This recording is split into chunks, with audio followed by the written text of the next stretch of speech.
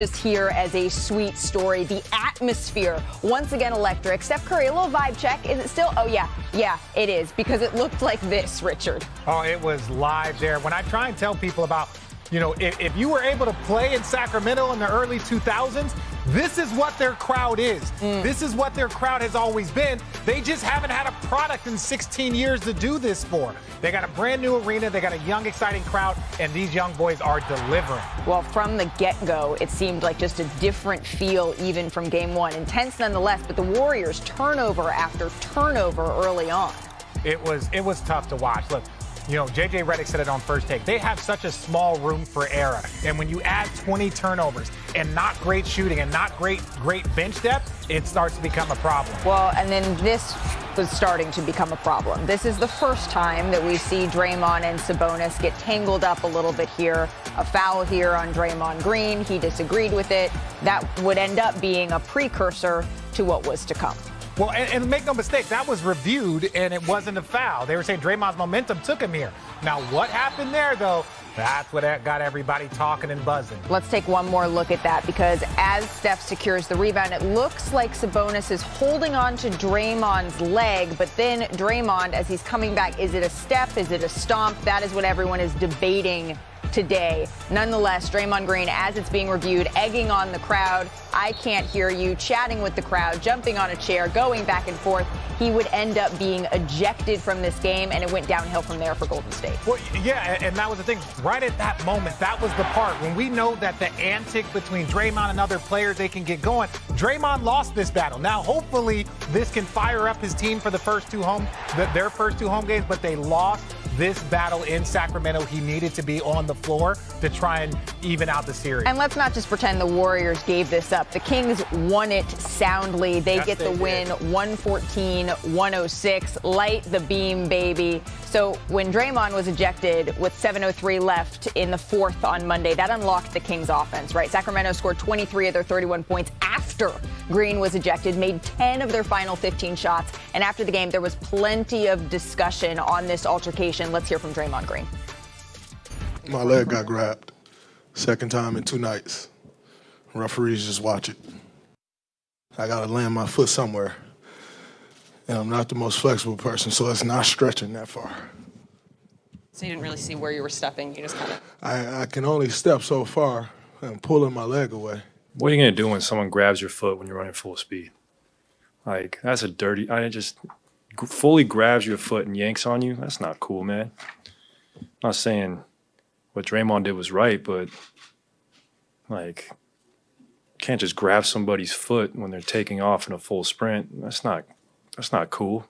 I love the competition. I love the playoffs. The challenge I'm taking on the Warriors. I got hit earlier in the game in the jaw there, so when I fell, I was kind of protecting myself, and then obviously the incident happened, and I feel like there's no room for that in our game today.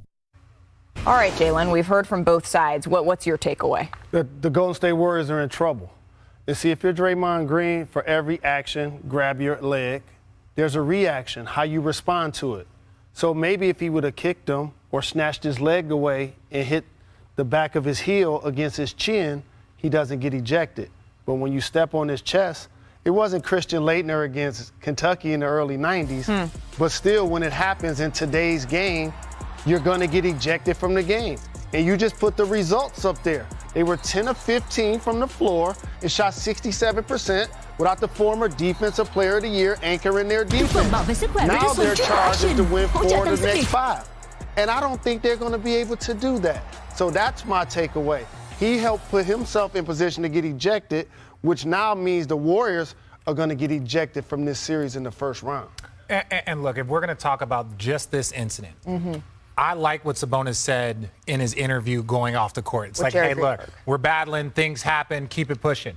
But when you start doing this whole, I got to go get x-rays, now Draymond's getting x-rays on his ankle, and this is the back and forth. my thing about this, what Sabonis did was wrong. You don't do that. Anybody that has a basketball opinion, you don't see people grabbing someone's leg. I would have kicked him. I don't know if I would have stomped on him, but I got to get going. This is the postseason. And so, look, Sabonis knew what he was doing, and that's where I say Draymond lost the petty battle here because they both did something petty.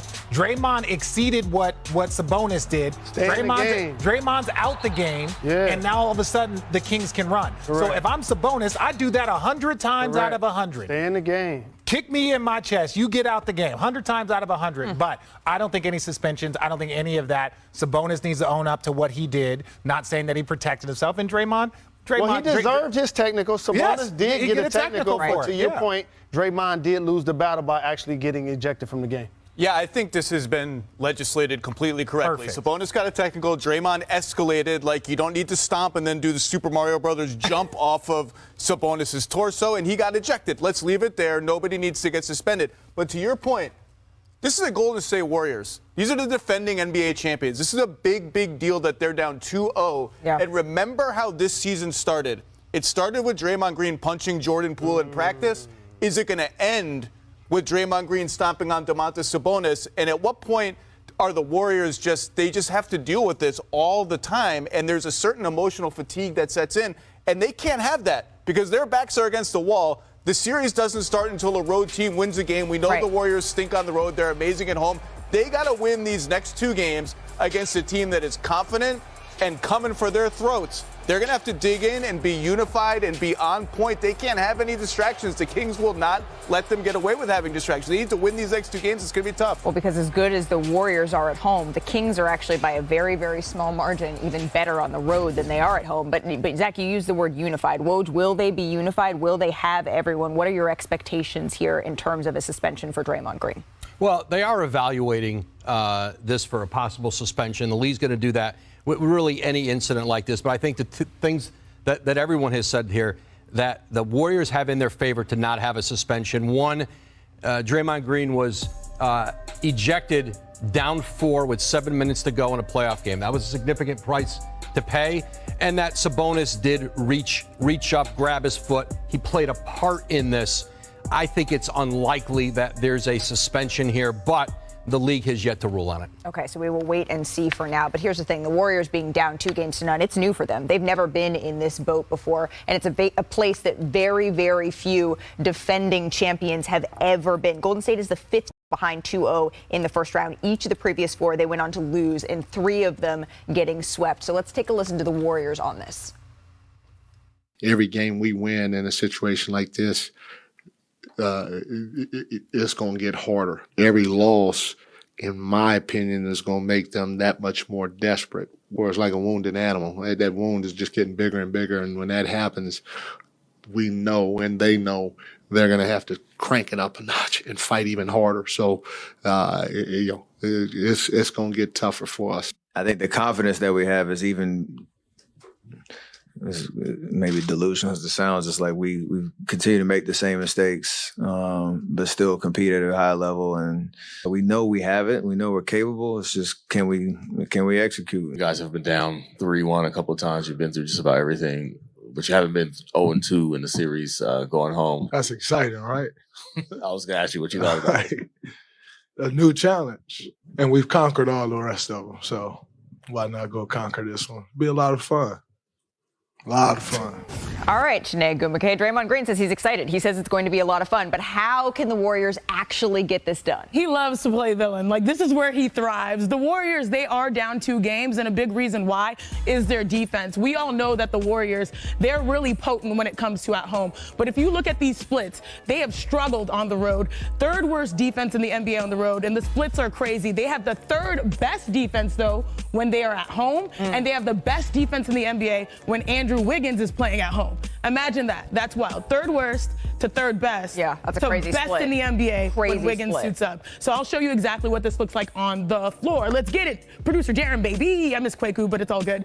All right, here in transition, it's hard to get a stop. But here, you see Andrew Wiggins is sort of in no man's land. And this is clutch time, right? down 3, 2 minutes left, and they leave this wide open shot for De'Aaron Fox, 23 feet in transition because you couldn't get a body on each guy, and that's a layup for him. This is the guy that led the NBA in clutch time scoring, gives you 8 points in the fourth quarter in clutch time. Now let's see what it looks like at Chase Center at home. They're set up on defense. You've got to love this right here. This is signature textbook Warriors basketball, strength in numbers. You don't need to send a double because Draymond can hold it down versus Sabonis, but watch this. The good read happens, help defense is there. Look how engaged Steph Curry is. Like, he's up in the air doing the splits, trying to get a deflection on the ball. Help defense is available. There's a pick and roll. You force a really tough off-balance shot. But this is why this is important. When they play defense like that, they get offense like this. So once they're able to be at home, when they're able to set up their defense, they have a different type of confidence in that situation. They'll be able to, work their way back in the series. But they have dug themselves into a pretty big hole. This is an unprecedented situation for them. So listen to Coach Cheney, and we'll see if they can get it done. But they're not the only team, right, that's looking to make a little bit of a bounce back here. I mean, how on earth are the Nets going to change their strategy against Joel Embiid? We are going to discuss our players. They are here. They are prepared to get on the court and offer up some advice.